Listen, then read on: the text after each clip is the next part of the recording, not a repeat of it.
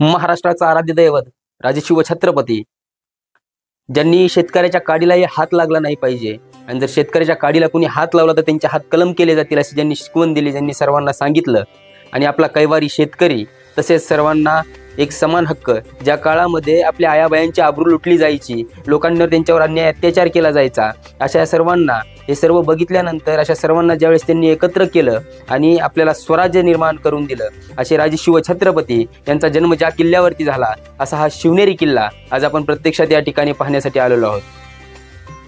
छत्रपती शिवाजी महाराज यांचा थोडासा इतिहास आपण जाणून घेऊ.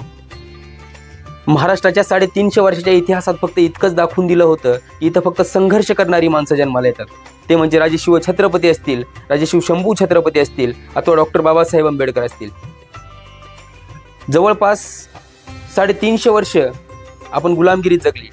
निजामशाह असेल, आदिलशाह असेल, आपल्या महिला असतील, आपल्या ज्या आयाबाया होत्या यांना खूप कष्ट सहन करावे लागले. त्यांच्यावर होणारा अन्याय, अत्याचार, तसेच बळीराजावर होणारा अत्याचार हे ज्यांना बघवलं नाही आणि ज्यांच्या कुशीत त्या अशा म्हणजे राजमाता जिजाऊ यांची इच्छा होती की माझ्या पोटी एक जन्म घेणारा एक मुलगा, एक असा शूरवीर जन्माला यावा की त्यांना आपल्यावर शेतकरी या बळीराजा आपल्या आयाबायांवर, महिलांवर जो अत्याचार होतोय तो अत्याचार नाहीसा करावा. अशा या राजाचा 19 फेब्रुवारी 1630 रोजी या शिवनेरी किल्ल्यावरती जन्म झाला. शिवनेरी किल्ला पुणे जिल्ह्यामधील, पुण्यापासून जवळपास 100 ते 110 किलोमीटर अंतरावरती येतो. आणि याच किल्ल्याची आपण प्रत्यक्षात पाहणी करून या ठिकाणी पाहण्यासाठी पर्यटन स्थळे आपण या ठिकाणी पाहत आहोत. प्रतिपश्चंद्रलेखी व वर्धिष्णू विश्ववंदिता शाह सुनो शिवसैषा मुद्रा भद्राय राजिते. शहाजीचा पुत्र शिवाजीचे प्रतिपदी चंद्रकोरीप्रमाणे वाढत जाणारे हे राज्य लोकांच्या कल्याणासाठी आणि हितासाठीच आहे. जगामध्ये 33 कोटी देवांची कोट्यावधी मंदिर असतील पण त्यांची पूजा फार कमी लोक करतात. पण माझ्या राजाचं एकही मंदिर नाही तरी कोट्यावधी लोक त्यांची पूजा करतात. असे जाणते राजे शिवछत्रपती यांचा जन्म या किल्ल्यामध्ये झाला. महाराष्ट्रातील ऐतिहासिक किल्ल्यांपैकी शिवनेरी किल्ला हा एक महत्त्वपूर्ण किल्ला आहे. शिवनेरी किल्ला पुणे जिल्ह्यातील जुन्नर शहरामध्ये वसलेला आहे. 17व्या शतकातील लष्करी किल्ला म्हणून या किल्ल्याला ओळखलं जातं. पुणे शहरापासून शिवनेरी किल्ला 105 किलोमीटर अंतरावर असून 300 मीटर उंच टेकडीवर वसलेला आहे. महाराष्ट्राची कुलदैवत माता भवानी यांच्या आशीर्वादाने छत्रपती शिवाजी महाराजांचा जन्म या किल्ल्यावरती झाला. म्हणून या किल्ल्याला विशेष असे महत्त्व आहे. शिवनेरी किल्ला चारीही बाजूस चढण्यासाठी अत्यंत कठीण असा बालेकिल्ला आहे.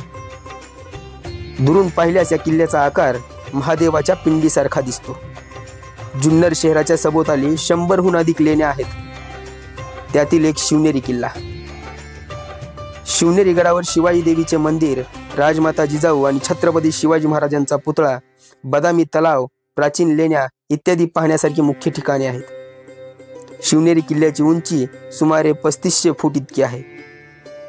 गडावर जाण्यासाठी मुख्यतः 2 मार्ग आहेत.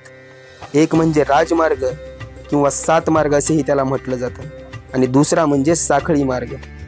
राजमार्गाने जाताना 7 दरवाजे पार करून गडावरती जावे लागते, तर साखळी मार्ग म्हणजे किल्ल्यावर जाताना एक कातळ भिंत आहे, त्या भिंतीला साखळ्या लावलेल्या आहेत आणि भिंतीच्या पायऱ्या खोदल्या आहेत.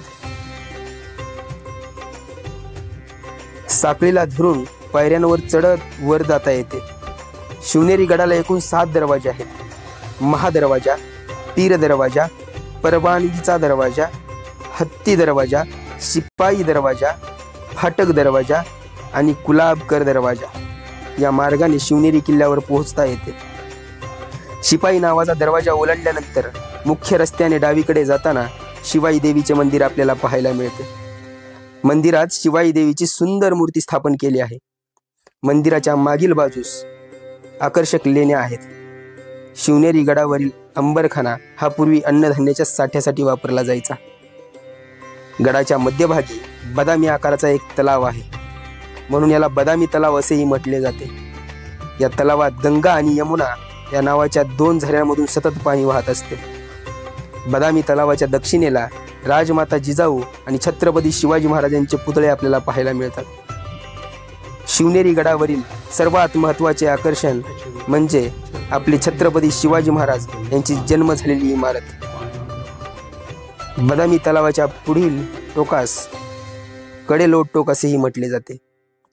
याची उंची सुमारे 1500 फूट इतकी आहे।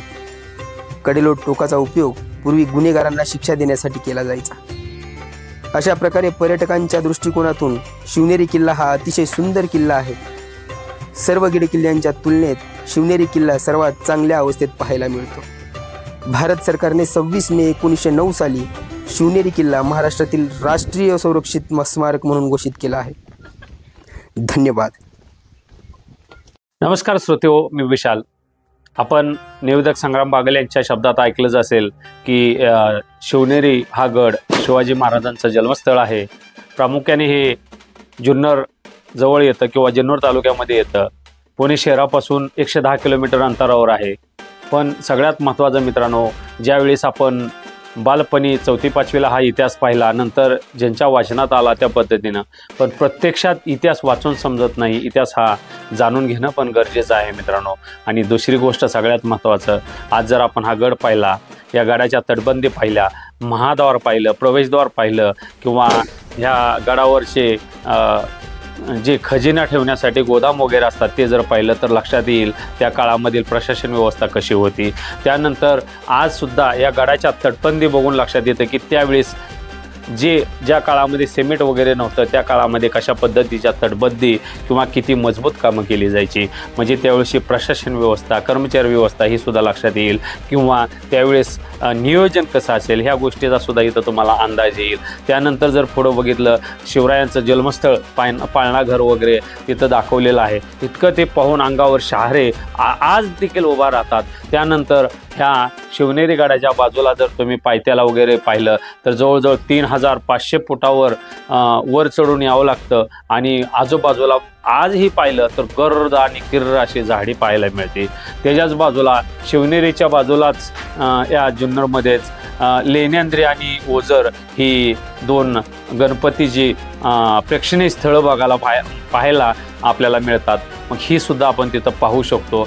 पण प्रत्यक्षात जर शिवनेरी गड जर तुम्ही पाहिला तर मी नक्की सांगेल मित्रांनो, तुम्हाला शिवाजी महाराजांचे हे एक ऐतिहासिक, महाराष्ट्रामधलं एक ऐतिहासिक सर्वांनी आवर्जून पाहू। आणि इथं आल्यानंतर इतक्या गोष्टी घेण्यासारख्या आहेत आणि त्यानंतर तुम्हाला प्रचिती मिळेल की खरंच मी खूप उशीर केला, मी पाठीमागच शिवरायांचे गड किल्ले पाहायला पाहिजे होते आणि त्यावेळेची मला प्रशासन व्यवस्था, राजकीय व्यवस्था, जे नियोजन होतं याची इत्तुंबता 350 वर्षाचा काळ लोटला जरी असला तरीही अजून तटबंदी व्यवस्थित आहे।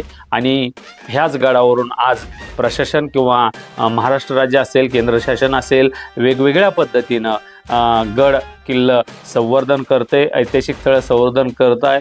मग हे जर खरंच प्रेक्षणीय स्थळं जपून ठेवली, महाराष्ट्राचा इतिहास जर पाहिला तर मित्रांनो, इंग्रजाच्या किंवा मुघलांच्या किंवा आदिलशहाच्या गुलामगिरीतून या महाराष्ट्राला सोडवणं कदापि शक्य नव्हतं। पण खरंच छत्रपती शिवाजी महाराजांचा जन्म झाला आणि त्यानंतरच खरा आपण म्हणू शकतो की हिंदूंचा साम्राज्याचा काळ आला आणि तिथूनच खरंच गोर गरिबाचं 12 बलुतेदारांचं राज्य आलं। आणि त्यानंतरच ज्या पद्धतीनं जय जिजाऊ मातेनं म्हटलं होतं की स्वराज्य व्हावं ही स्त्रीची इच्छा, त्यानंतर खरंच 12 बलुतेदार मावळ्यांनी सर्वांनी एकी करून इतकं साम्राज्य उभा केलं।